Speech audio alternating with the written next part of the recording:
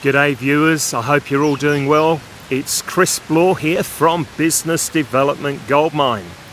And normally these marketing videos are going to be coming to you from a local park. But today I am actually at a local shopping centre here in Chiang Mai, Thailand, because today, folks, it's raining cats and dogs here in Chiang Mai. And so what I thought I'd do is I would stand here on the cover of the amphitheatre. They do a lot of concerts here, and this of course are the seats where people would normally sit. Yeah, so today what I'm going to do, I'm just going to sit here. I don't know if I can show you this. I am dangling my legs over the side, and we're going to start a new video series today.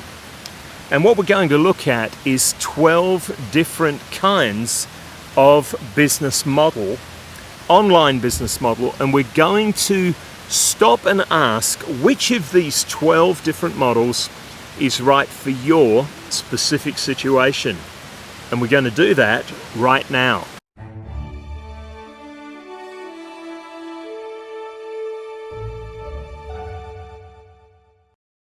Okay, a little bit of a disclaimer here. I have to say that I am biased in regards to the specific online business models that I like best. But in this series, we're going to take, hopefully, a reasonably unbiased look at these 12 models. They're by no means exhaustive. There are heaps more online business models that you can choose.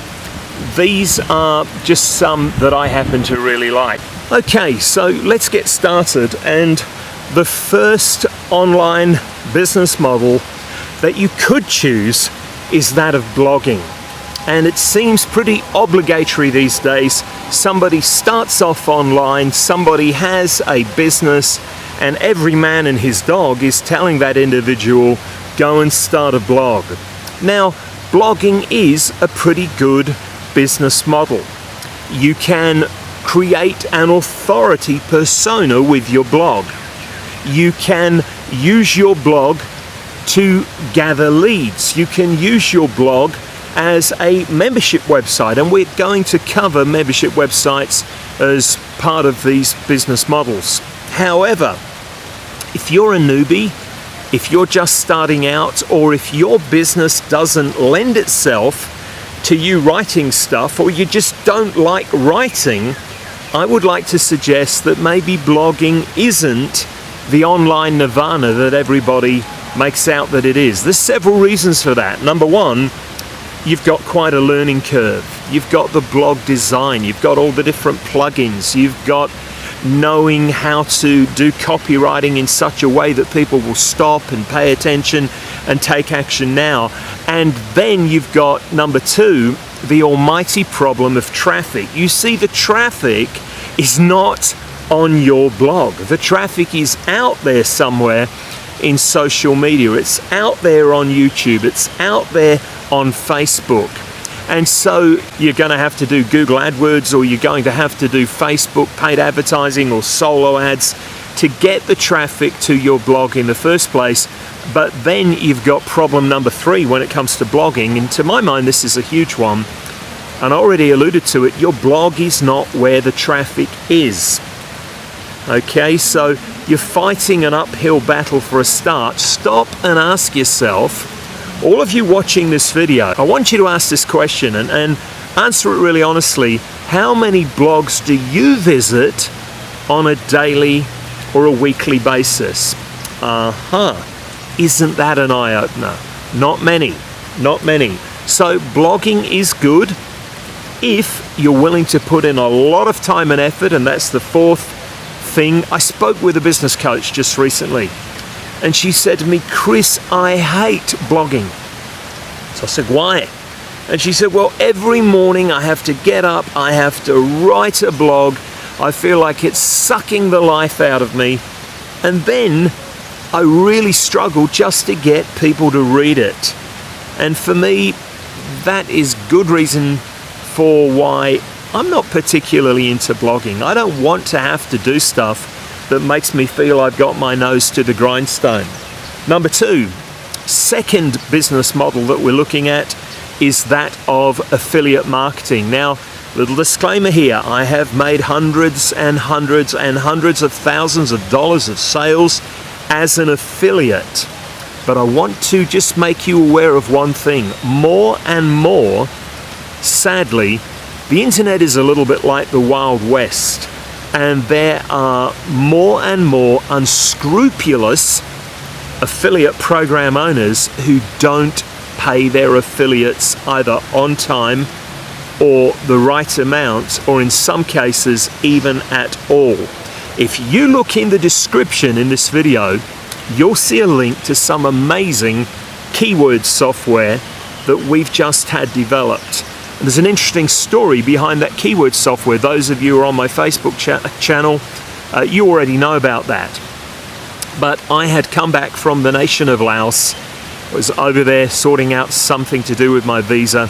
I came back into Thailand and I'd made quite a lot of sales of a particular software. And so I contacted them and just said, hey, you probably noticed I've made a heap of sales for you.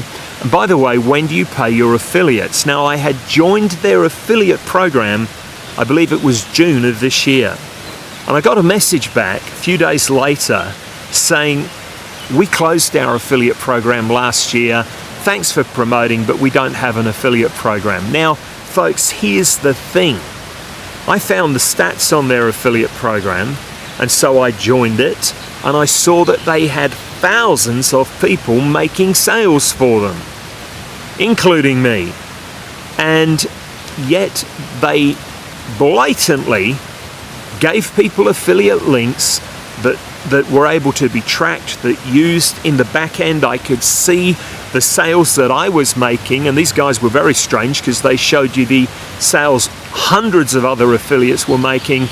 And the scumbags, that's a good Aussie word for you, the scumbags turned around and said, no, we closed our affiliate program last year.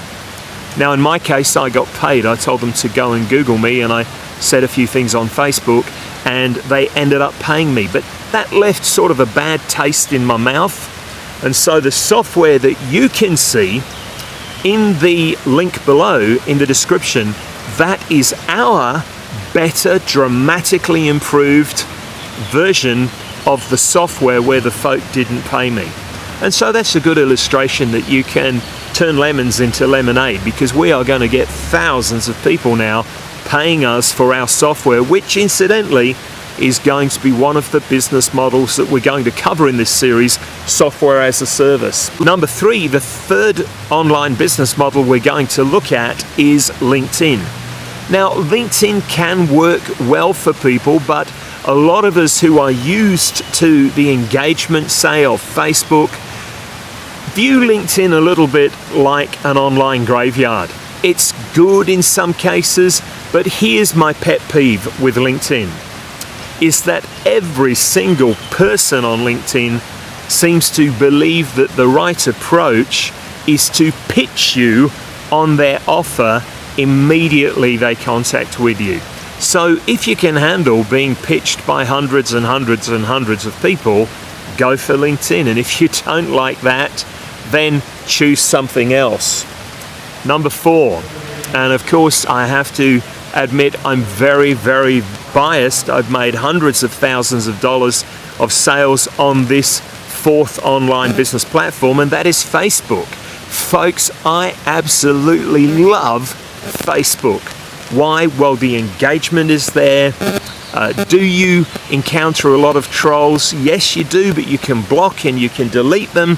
And what you need to do on Facebook, rather than have a page, this is my opinion, is you need to start a Facebook group. I'm involved with several Facebook groups. Some we have just a few hundred members. One of them we're on track to have 25,000 members in just 12 months from now. That's at our current rate, daily rate of adding people. We're getting around 27 to 35 people a day joining that particular group. And when you own a group, it is absolutely incredible because it positions you as the expert and the service provider, the coach, the consultant, the whatever you do of choice in your niche. Now, please don't rush out and start a Facebook group until you watch our video about Facebook groups, because otherwise I guarantee you will make some really bad mistakes in the way that you set that group up. Got any questions about that? Of course, you can pop them in the comments below. Okay, number 5. My all-time favorite method of doing business online is YouTube. Why? YouTube, as with Facebook, is where the traffic is. Number 2, YouTube is free. Number 3, YouTube is easy once you understand how it works. Number 4, with YouTube you can build a tribe that know, like and trust you better than anything I've seen in my 17 and a half years online. Now, as many of you are aware, again, we have another channel where it's just past 1,600,000 views in just 9 months. And in another 30 days, that channel will have 14,000 subscribers.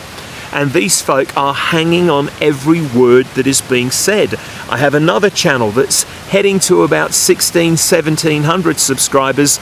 And again, that channel is fantastic as far as the engagement goes with that particular niche. And here is another reason to do YouTube. With YouTube, you can have a Patreon channel. And yes, we're going to do a whole video about using Patreon. And you can get your subscribers to commit to financially supporting you at a level that they choose every single month. When you see that video, folks, you are going to be amazed at some of the examples that we show you. So Facebook and YouTube, I have to admit, 2 of my all-time favorite methods for you to start an online business. Number 6, this is a great one, and we have some of these membership websites, membership communities. There's just something, folks, about having people pay you money month after month after month after month after month that puts a smile on your face. And we're going to go into memberships in great detail, but what I like about them is the residual income. Now stop and think about that. Would you rather sell your ebook and have a great month, and then next month you've got to start all over again from scratch? Or would you rather have something where people pay you this month and next month and the next month and the next month, in some cases for years to come, so long as you give them value for money? Okay, number 7. Oh, this is a doozy too. Very, very brilliant business model, and it is podcasts. Why do I love podcasts? Because 40% of the population are auditory learners. Now, I'm sat recording a video today. If I were to play that back, I couldn't walk around the edge of this platform, because what I'd end up doing is falling into the lake here. That wouldn't be fun. But if I had a podcast, I could plug my headphones in and I could go jogging around the park. I could be in a taxi going into town.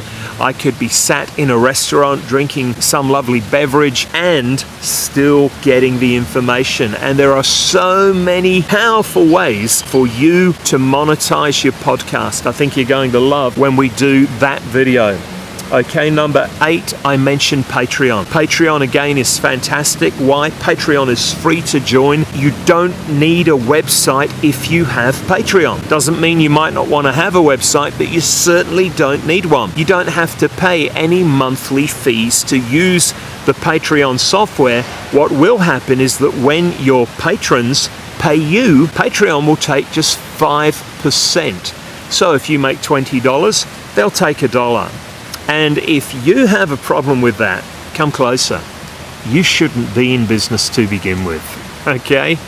Patreon is fantastic for the average person in a niche market that you can talk about, that you can record podcasts about, that you can create videos about, Patreon is fantastic. Number 9, very common one, e-commerce, selling on Amazon, selling on eBay, selling on Shopify, having your own store. Fantastic business model, not personally for me at this time, but I know folk who are making an absolute killing in that market, and of course we're going to go into that in greater detail. Number 10, Instagram. To hear a lot of people speak, Instagram is the answer to instant online nirvana. Here's the problem though. Good friend of mine back in Australia, he's a copywriter, he's a brilliant businessman. He put a video up on Instagram and he had 197 likes, but only 27 people viewed the video. You say, well, how would that happen? Well, there's softwares like Follow Adder, and what people are doing is they are using robots to go and follow thousands of accounts automatically